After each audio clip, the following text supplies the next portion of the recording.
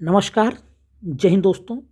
हम लोग बात करेंगे यूकेपीएससी मुख्य परीक्षा के लिए पेपर 1 सामान्य हिंदी का, जिसके अंतर्गत हम लोग निबंध का अध्ययन कर रहे थे और इससे पहले 3 निबंध हो चुका है।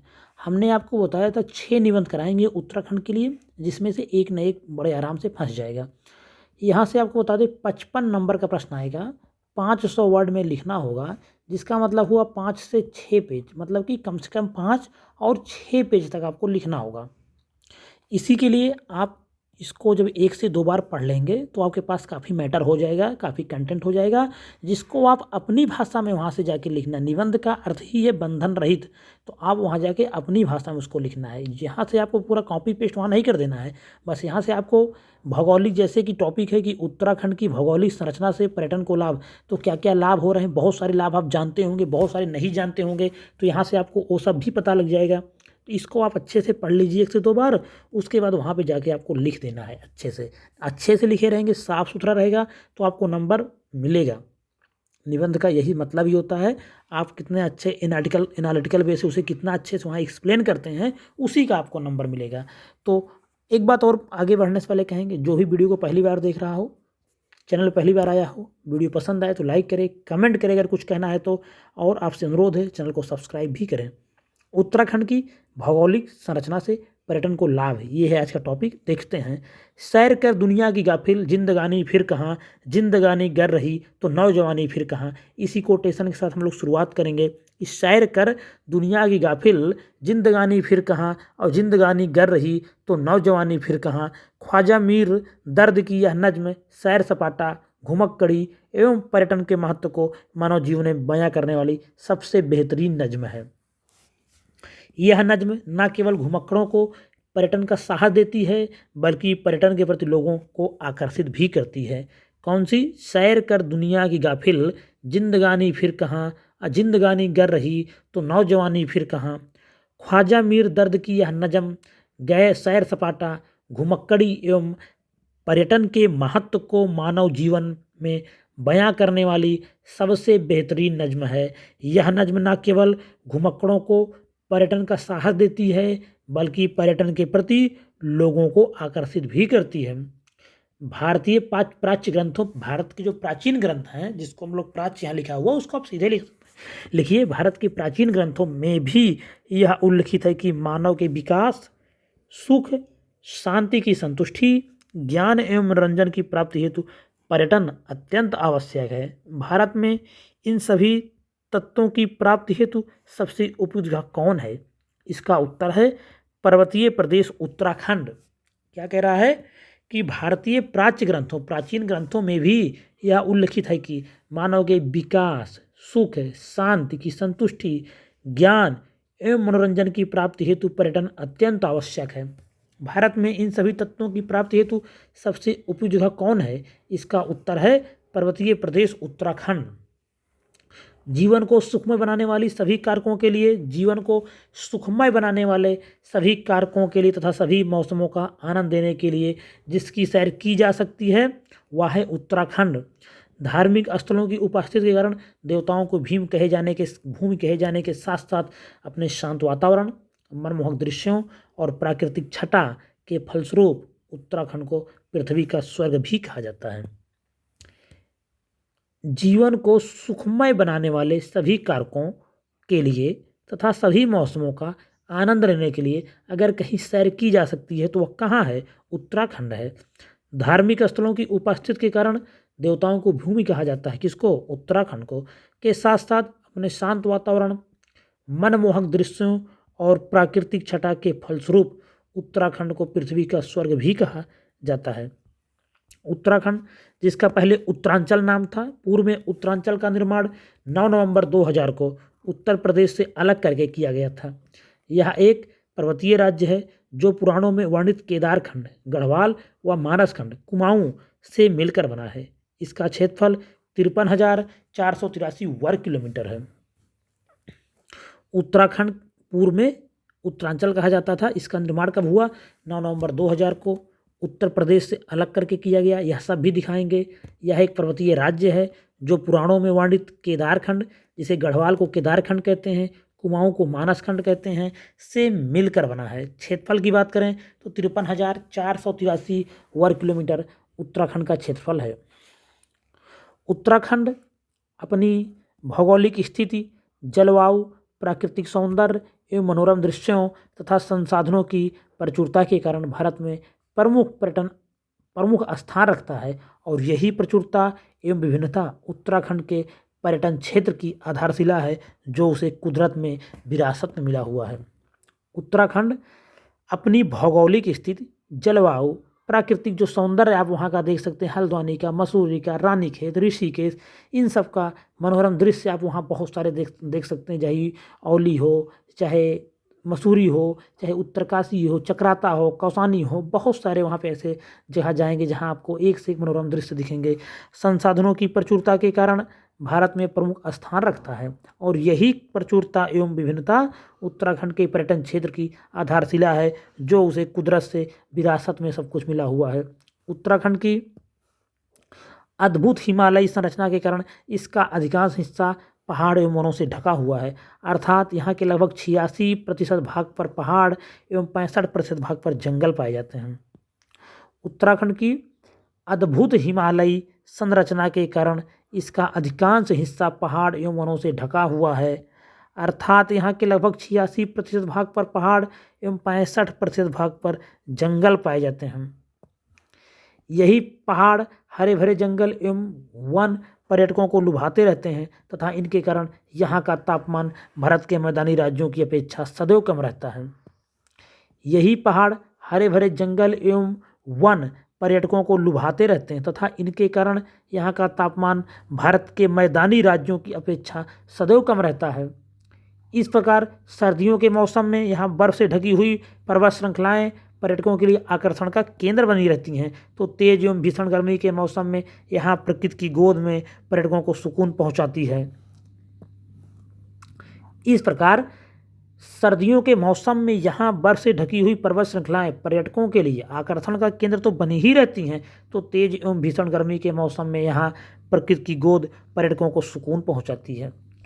यहाँ कुमाऊं क्षेत्र में अनेक झीलें भी पाई जाती हैं, जो कि धरातल में परिवर्तन हो जाने के फलस्वरूप निर्मित हुई हैं। कुमाऊं क्षेत्र में अनेक झीलें पाई जाती हैं। नैनीताल को जान ही रहे, झीलों का ही शहर है, धरातल में परिवर्तन हो जाने के कारण फलस्वरूप निर्मित हुई हैं।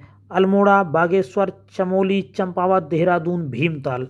कौन कौन जिले हैं? अल्मोड़ा, बागेश्वर, चमोली, चंपावत, देहरादून, भीमताल, हरिद्वार, नैनीताल, चौकोरी, रानीखेत, पौड़ी गढ़वाल, औली, पिथौरागढ़, मसूरी, चक्राता, रुद्रप्रयाग, ऋषिकेश, देहरादून, केदारनाथ, बद्रीनाथ, गंगोत्री, यमुनोत्री, कौसानी, नई टिहरी, लैंसडाउन, बिनसर, टिहरी गढ़वाल, पंगोट, उत्तरकाशी जैसे अनेक पर्यटन स्थलों की यहाँ मौजूदगी है। कौन कौन? एक बार फिर से देख लीजिए। अल्मोड़ा, बागेश्वर, चमोली, चंपावत, देहरादून, भीमताल, हरिद्वार, नैनीताल, चौकोरी, रानीखेत, पौड़ी गढ़वाल, औली, पिथौरागढ़, मसूरी, चक्राता, रुद्रप्रयाग, ऋषिकेश, देहरादून, केदारनाथ, बद्रीनाथ, गंगोत्री, यमुनोत्री, कौसानी, नई टिहरी, लैंसडाउन, बिनसर, टिहरी गढ़वाल, पंगोट, उत्तरकाशी जैसे अनेक पर्यटन स्थलों की यहाँ मौजूदगी है।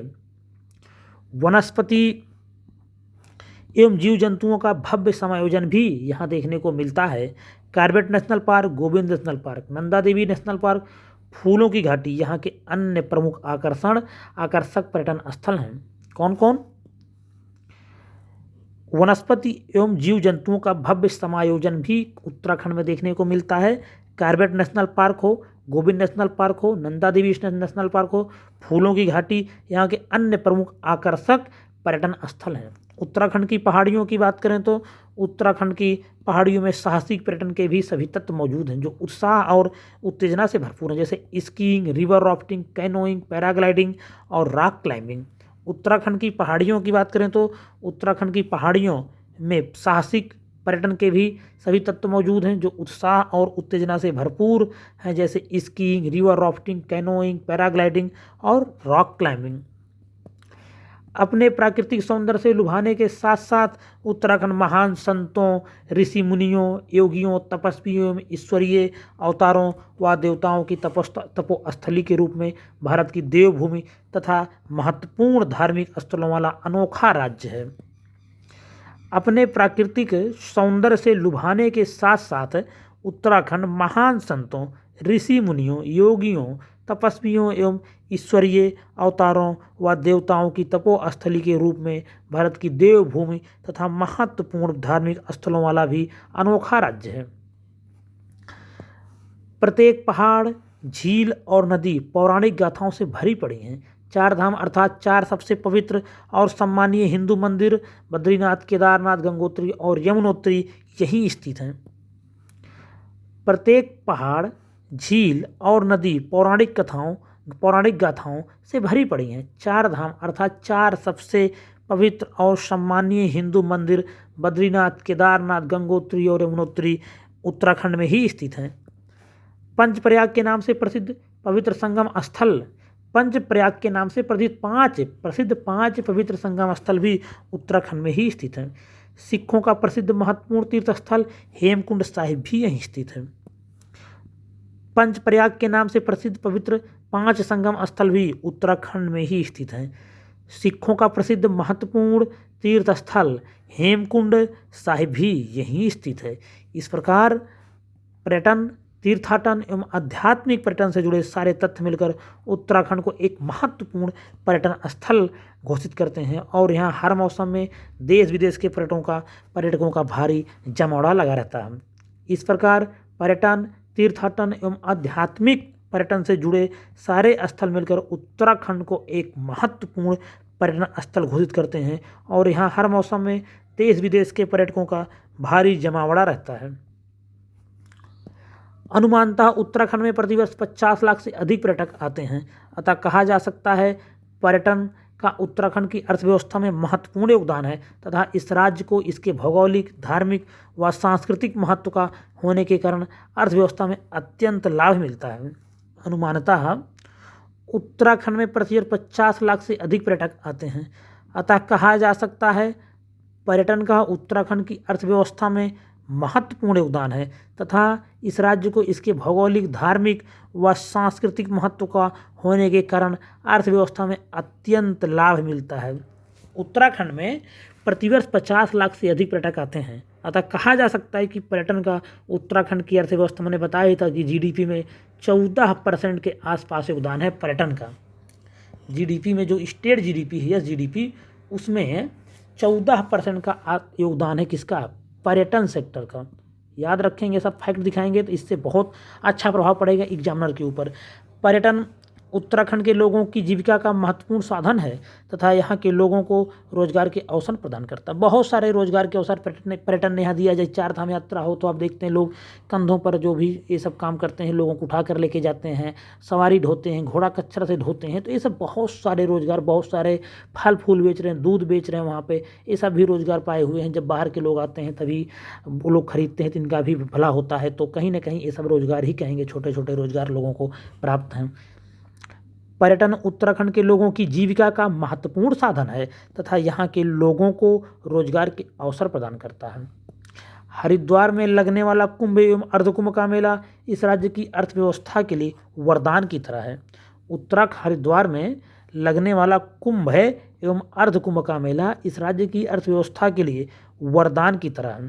साथ ही उत्तराखंड की मखमली वादियाँ फिल्मों की शूटिंग के लिए भी मुहित है। हमने पहले बताया था राजा हिंदुस्तानी हो, कोई मिल गया, या बहुत सारी ऐसी फिल्में हैं जिसकी शूटिंग उत्तराखंड के ही बहुत सारे जगहों पे हुआ है। तो साथ ही उत्तराखंड की मखमली वादियाँ फिल्मों की शूटिंग के लिए बहुत मुफीद गंतव्य हैं जिससे इस राज्य को भरपूर धन लाभ होता है जिससे इस राज्य को भरपूर धन का लाभ होता है। इस प्रकार पर्यटन उत्तराखंड है तो सार्वजनिक आय का स्रोत होने के साथ साथ निजी आय का भी स्रोत है। उत्तराखंड का जो पर्यटन है वो सार्वजनिक आय का स्रोत तो है ही है, साथ साथ निजी आय का भी स्रोत है। उत्तराखंड के लिए पर्यटन श्रम पलायन रोकने तथा अवसंरचना विकास का भी सर्वोत्तम साधन है। उत्तराखंड राज्य के लिए पर्यटन जो है व श्रम पलायन रोकने तथा अवसंरचना विकास का भी सर्वोत्तम साधन है। विदेशी यात्रियों के यहाँ आने से विदेशी मुद्रा की प्राप्ति भी होती है। पर्यटन के द्वारा उत्तराखंड की देसी कलाओं व हस्तशिल्प का प्रचार प्रसार भी देश दुनिया में होता है। विदेशी यात्रियों के यहाँ आने से विदेशी मुद्रा की प्राप्ति होती है। पर्यटन के द्वारा उत्तराखंड की देसी कलाओं व हस्तशिल्प का प्रचार प्रसार देश व दुनिया के कोने कोने में होता है। साथ ही पर्यटन का एक और महत्वपूर्ण लाभ है, इसे सांस्कृतिक आदान प्रदान के रूप में मिलता है। पर्यटन का एक और लाभ है क्या? सांस्कृतिक आदान प्रदान के रूप में मिलता है। पर्यटन स्थानीय संस्कृति, कृषि और रिवाजों को भी प्रशय मिलता है, जो अंततः उत्तराखंड की संस्कृति की रक्षा व विकास के लिए अत्यंत लाभदायक है। पर्यटन स्थानीय संस्कृति, कृषि और रिवाजों को भी प्रशय मिलता है पर्यटन द्वारा, जो अंततः उत्तराखंड की संस्कृति की रक्षा व विकास के लिए अत्यंत लाभदायक है। पर्यटन के कारण उत्तराखंड के स्थानीय लोगों को नई तकनीकी व नए अवसर भी मिलते हैं। इसके अलावा उत्तराखंड के लोगों के लिए अनुशासन युक्त आतिथ्य एक महत्वपूर्ण व्यापार के रूप में स्थापित हो गया है, जो इनमें सकारात्मक सोच की उत्पत्ति का वाहक भी है। पर्यटन के कारण उत्तराखंड के स्थानीय लोगों को नई तकनीकी व नए अवसर मिल रहे हैं। इसके अलावा उत्तराखंड के लोगों के लिए अनुशासन युक्त आतिथ्य एक महत्वपूर्ण व्यापार के रूप में स्थापित हो गया है, जो इनमें सकारात्मक सोच की उत्पत्ति का वाहक है। हाल ही में सरकार ने उत्तराखंड की भू संरचना एवं धार्मिक महत्व से भरपूर लाभ उठाने हेतु पर्यटन को यहाँ उद्योग का दर्जा प्राप्त किया। हाल ही में उत्तराखंड सरकार ने उत्तराखंड की भू संरचना एवं धार्मिक महत्व से भरपूर लाभ उठाने हेतु पर्यटन को यहाँ उद्योग का दर्जा प्रदान कर दिया। साथ ही 4 धाम यात्रा के विकास हेतु अवसंरचना विकास से संबंधित प्रोजेक्ट भी चलाया जा रहा है, लेकिन अनेक कोशिशों के बावजूद उत्तराखंड अपने पर्यटन का अपेक्षित लाभ उठाने में पूर्णतः सक्षम नहीं है, ये भी दिखाना पड़ेगा। साथ ही 4 धाम यात्रा के विकास हेतु अवसंरचना विकास से संबंधित प्रोजेक्ट भी चलाया जा रहा है, लेकिन अनेक कोशिशों के बावजूद उत्तराखंड अपने पर्यटन का अपेक्षित लाभ उठाने में पूर्णतः सक्षम नहीं है। इसका कारण यहाँ सड़कों की खस्ताहाल स्थिति एवं बुनियादी सुविधाओं की कमी होना है। इसका जो कारण क्या है, अब हमें क्यों नहीं उठा पा रहा पर्यटन लाभ, तो उसका कारण भी दिखाना पड़ेगा। तो इसका जो सबसे महत्वपूर्ण कारण है, यहाँ सड़कों की खस्ताहाल स्थिति एवं बुनियादी अवसंरचना सुविधाओं की कमी होना है। पहाड़ों में बेतरतीब बुनियादी ढांचे के निर्माण से आने वाली प्राकृतिक आपदाएं भी आज मुसीबत बनी हुई हैं। पहाड़ों में बेतरतीब बुनियादी ढांचे के निर्माण से आने वाली प्राकृतिक आपदाएं भी आज मुसीबत बनी हुई हैं, चाहे 2013 की प्राकृतिक आपदा हो, चाहे हाल ही में जोशीमठ में सबके घरों में दरार आ रही हैं, वो सब पहाड़ों में बेतरतीब जो बना दिए गए अवसंरचना, पुल बनाए जा रहे हैं, डैम बनाए जा रहे हैं, टनल बनाई जा रही हैं, इन सब की वजह से ही हुआ है। वहीं उत्तराखंड के पर्वतीय राज्य होने के कारण खेती एवं अन्य उद्योगों की संभावनाएं यहाँ कम ही हैं। इसलिए इस राज्य को प्रकृति द्वारा प्रदत्त उपहार के रूप में पर्यटन स्थलों को विकसित करने के लिए हर संभव प्रयास करना चाहिए। वहीं उत्तराखंड के पर्वतीय राज्य होने के कारण खेती एवं अन्य उद्योगों की संभावनाएं तो कम ही है ना, इसलिए इस राज्य को प्रकृति द्वारा प्रदत्त उपहार के रूप में पर्यटन स्थलों को विकसित करने के लिए हर संभव प्रयास सरकार को युद्ध स्तर पर करना चाहिए। वस्तुतः उत्तराखंड हेतु पर्यटन के लाभ एवं महत्व को CV श्रीवास्तव की कविता के कुछ महत्वपूर्ण छंदों के माध्यम से बेहतर तरीके से समझा जा सकता है। वस्तुतः उत्तराखंड हेतु पर्यटन के लाभ एवं महत्व को CV श्रीवास्तव की कविता के कुछ महत्वपूर्ण छंदों के माध्यम से बेहतर तरीके से समझा जा सकता है। बंधी नियमित जिंदगी से होती है सबको घुटन, बंधी नियमित जिंदगी से होती है सबको घुटन, इससे मन बहलाव के हित जरूरी है पर्यटन, इससे मन बहलाव के हित जरूरी है पर्यटन। शिक्षा ने भी बढ़ाया है परिभ्रमण का हौसला, इससे बढ़ता जा रहा है टूरिज्म का सिलसिला। स्थानीय लोगों को मिल जाते हैं सहज रोजगार भी, इससे नए नए केंद्रों को रच रही सरकार भी। तो बंधी नियमित जिंदगी से होती है सबको घुटन, इससे मन बहलाव के लिए जरूरी है पर्यटन। शिक्षा ने भी बढ़ाया है परिभ्रमण का हौसला, इससे बढ़ता जा रहा है टूरिज्म का सिलसिला। स्थानीय लोगों को मिल जाते हैं सहज रोजगार भी, इससे नए नए केंद्रों को रच रही सरकार भी। तो इसी CV श्रीवास्तव की पंक्ति के साथ यह निबंध यहीं पे पूरा होता है। आपने यहाँ पे देखा उत्तराखंड की जो भौगोलिक संरचना है उससे पर्यटन को लाभ किस प्रकार मिल सकता है, चाहे चार धाम यात्रा से हो, चाहे अन्य उत्तराखंड के जो भीमताल, नैनीताल और बिनसर, औली, ऋषिकेश, मसूरी, चक्राता, कौसानी, ऐसा पर्यटन स्थल यहाँ से। और उसके बाद पर्यटन से आपने लाभ देखा, फिर पर्यटन में क्या क्या समस्याएं आ रही, किस वजह से पर्यटन का संपूर्ण लाभ नहीं मिल पा रहा, वो सब भी आपने यहाँ से देखा। वीडियो यहीं पे समाप्त हो रहा है। पसंद आया हो तो लाइक करें, चैनल को सब्सक्राइब करें, शेयर करें, देखते रहें। अगर कुछ कहना हो तो कमेंट कर सकते हैं। धन्यवाद।